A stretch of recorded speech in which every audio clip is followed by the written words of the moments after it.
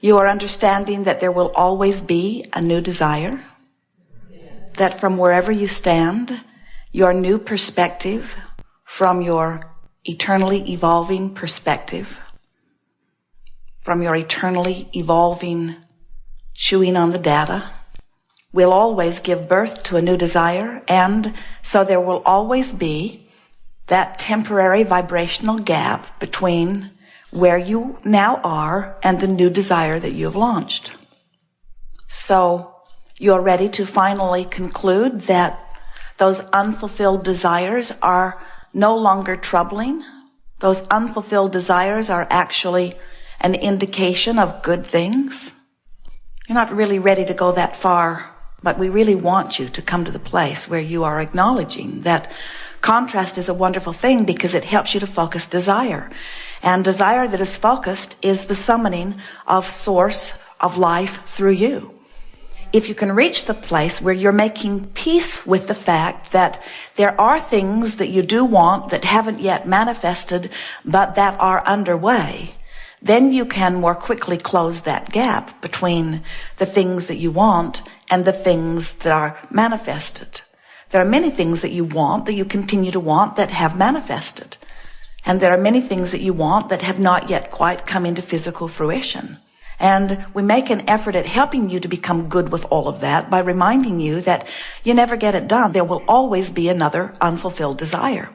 But we think part of the reason that you are a little slow in coming around to the idea that it is really a good thing that there are unfulfilled desires is because sometimes the vibration of your awareness of where you are in relationship with the vibration of what you want is so far apart, and you've practiced so much noticing that it isn't happening or that it hasn't happened, that the vibration of allowing it to happen isn't even in your vibrational vocabulary, so to speak. So then you go for long periods of time without getting what you want. And we don't blame you for being impatient about that, because it's not supposed to take a long time between the time that your contrasting experience inspires the desire and the full-blown manifestation of it. And so we understand how if you have not been knowing about this vibrational relativity and you haven't been doing anything deliberately about cleaning up your own vibration, we can understand why you would be a little reluctant to wholeheartedly go along with us when we say, and you are delighted about those unfulfilled desires, yes?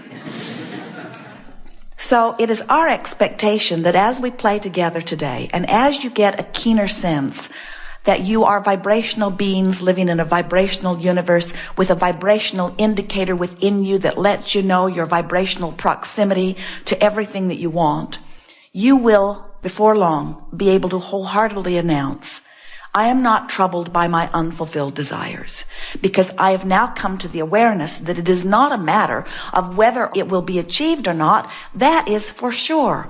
I can create anything that I desire. The question isn't if it will happen. The question may still be when will it happen? And you have control of the when factor. You have control of how long it takes from the time that you identify that you want something and the time that it manifests, because you have control of your vibration. We're going to talk today about vibrational relationships, because we want you to understand that there is vibrational relationship between what you're offering right now and where you want to be that has to come into alignment. In other words, you cannot be living not enough money and send constant rockets of desire into your vibrational escrow asking for more money and complain all day, every day about not having enough money and close that vibrational gap. Because when you keep noticing that you don't have enough money, you keep activating a vibration of not enough money, which doesn't let you become a vibrational match to enough money. So we want to talk about vibrational relativity so that you can come to understand that you don't have to understand or know or worry about or even consider what anybody else thinks about anything that has anything to do with you. In other words, there are so many rules and restrictions and laws and opinions that are out there, and so many of you are giving your attention to so many of those that you get yourself all scattered and you lose your way relative to the only two things that matter. And the only two things that matter are, where am I and where do I want to be? And so we want you to come to the awareness that these 2 points of vibrational relativity are all that are important to you. Where are you in relationship with where you want to be? And your emotional guidance system is letting you know in every moment where you are in relationship to where you want to be. You've heard us say, if you've been listening to us at all, we've written a book even that talks about it, that when you ask, it is given. And that's our way of explaining to you that in the moment that your environment causes a preference or a desire to be born within you, Source becomes immediately at one with your new desire. Not with where you are in relationship to your desire, but at one with the new desire. Now, we don't think that you really understand that, so we're going to do a little bit of a sales job here because we want you to understand that the evolution of all species, the evolution of this universe is dependent upon this powerful law-based fact. And it works like this. Do you know that you are extensions of source energy? You are not here as some lesser than God physical being trying to figure out how to prove worthiness and catch up to the perfection of that. Instead, you are that which man calls God, here in a physical body, extended out into this leading edge time-space reality. You are as leading edge as God can get. So, as you're having an experience, and the experience causes something to occur to you that you would prefer. You're hungry, you want food. You're thirsty, you want water. Someone's rude to you, you want them to be nicer. You're rude to someone, you want to be nicer. In other words, in every moment of every experience, you're living life which is causing preferences and desires to be born. And in the moment that the new desire from this leading edge now experience that you're having is born within you, Source says, we agree. Now think about it.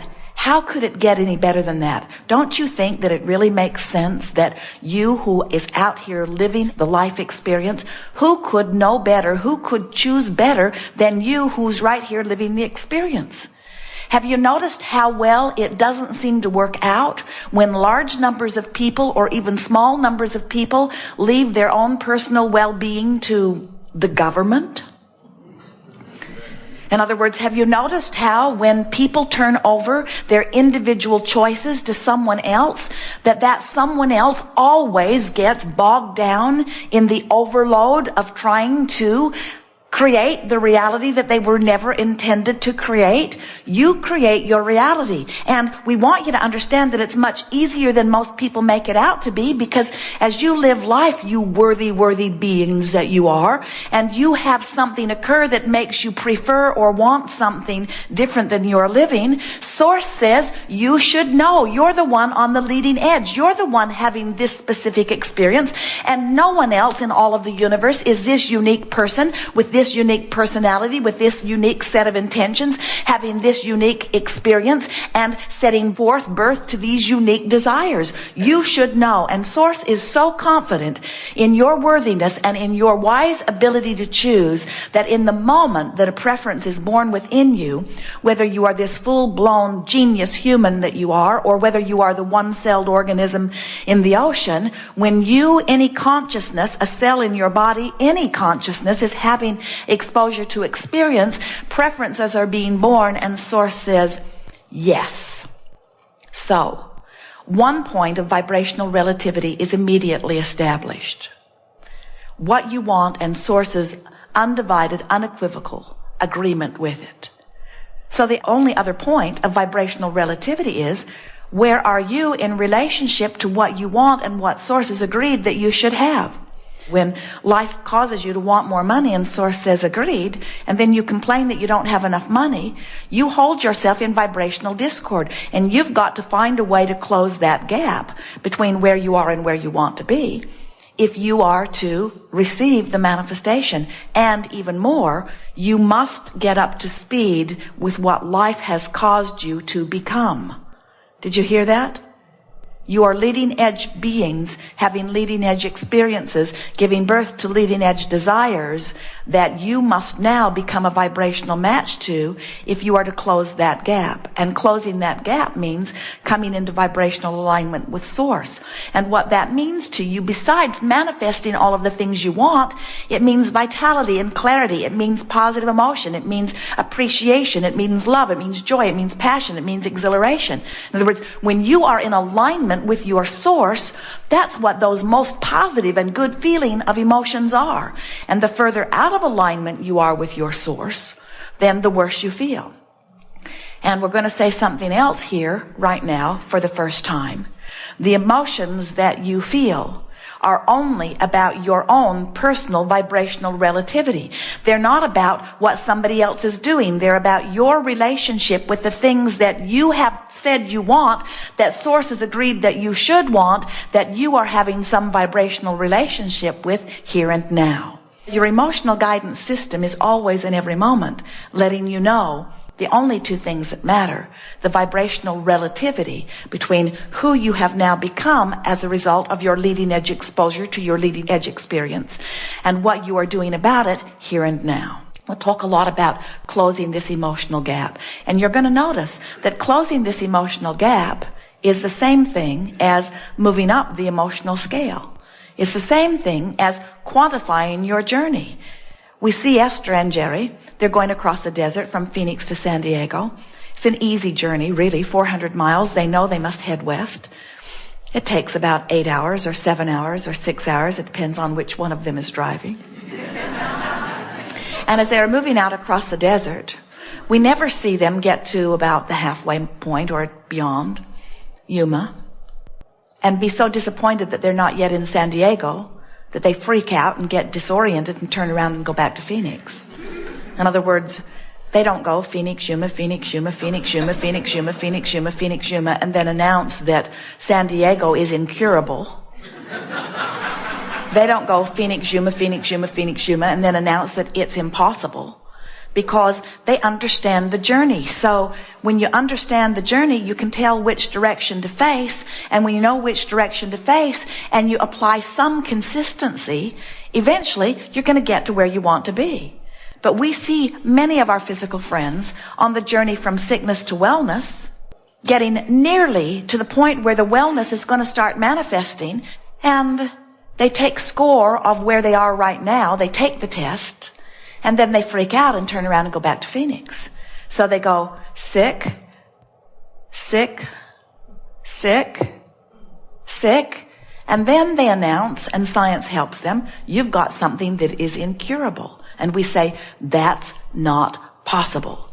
It just must be that you're stuck in a vibration that isn't allowing the wellness in that would be there if you'd stop doing that thing that is not allowing the wellness in. There is only a stream of well-being which you are allowing or not. There's not a stream of sickness. You don't walk into a room and look for a dark switch. You don't open the closet door where darkness is and expect the darkness to come in and dilute the light. You don't say, let the darkness in, it's too bright in here. You push a button or turn a knob and you resist the light. There's not a source of evil. There's not a source of darkness. There's not a source of sickness. There's a source of well-being which you allow or not, and you can tell by the way you feel whether you are in vibrational alignment with the well-being or whether you've got something going on that's not allowing it to flow. So what happens to so many people is that they let what is dominate their personal vibrational patterns. Instead of thinking about where they're going or where they would like to go or remembering a better time, they focus almost without exception doggedly on what is. And the thing about that is, whatever you are giving your attention to activates a vibration. So let's say You want more money. Clearly, every day something happens that causes you to launch rockets of desire, and we want you to know those rockets are being lovingly tended for you in vibrational escrow. In other words, they're over there. We like that term, vibrational escrow. They've got your name on it. Nobody else is going to get it. It's there for you, just waiting for you to become a vibrational match with what you're asking for. And over a lifetime, you launch so many rockets of desire relative to so many things, but especially on the subject of money, that there is a veritable fortune lurking there waiting for you in vibrational escrow. We're not kidding you about that. If you know how many circumstances and events have been queued up, lined up for you, just waiting for you to close the vibrational gap.